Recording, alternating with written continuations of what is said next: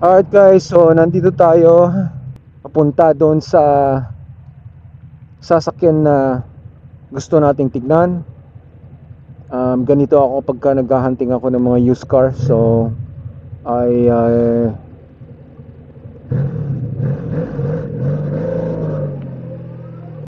usually look everything online. Tapos pagka doon na. Itong titignan natin ay yung private.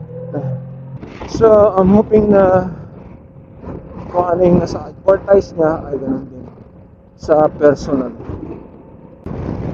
Malapit na tayo guys doon sa coaching pupuntahan natin. Naligaw lang tayo kanina. Lalaki pala ng bahay dito.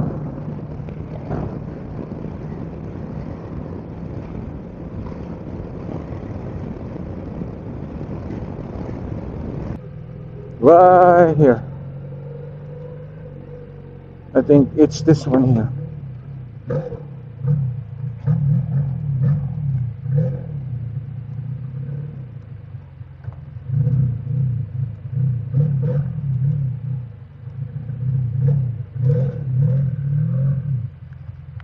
Okay.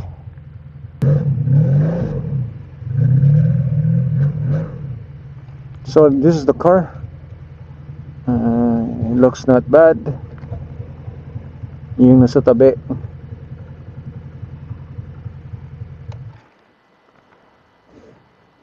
Alright guys, tignan na natin.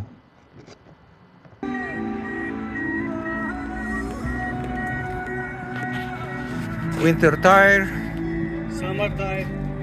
How's the summer tire? It's almost new. With the spoiler. I'm not putting your plate number, okay? Just to...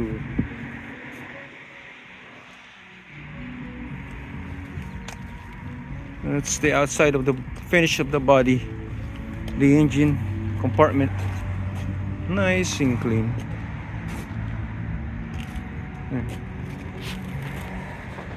Nice bumper. You just changed this one, no? No, this is original. Original? Yeah. Okay, so that's how it looks. Alright guys, so nakita na natin yung kotse at nakita na natin yung condition ng car at yung presyo na pinag-usapan namin ay ang asking niya is 6,200. Sabi ko naman kung pwede niya ibigay sa akin ng 7,002, kung pwede siya bumaba ng 6,002. Barat daw ako. Sabi ko may problema is ang ano lang dito is got everything. Yung mayroon siyang stereo system, yun na nga, just like like the ano ba to, yung stereo din na mayroong backup camera, right? And tawag nito, mayroon siyang pating remote starter. Kaso nga lang ayaw naman niyang bumigay sa gusto ko. Gusto niya lang 6,007 daw. So the only thing na hindi ko gaano gusto ay hindi siya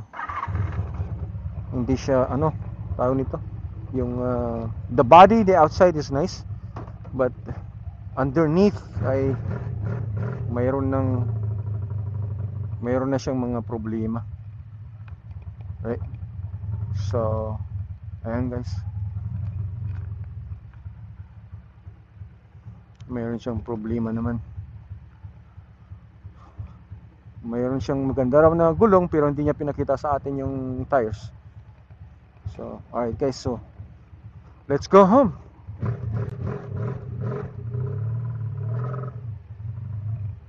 Alright guys, so that's it for the vlog. I mean for this video.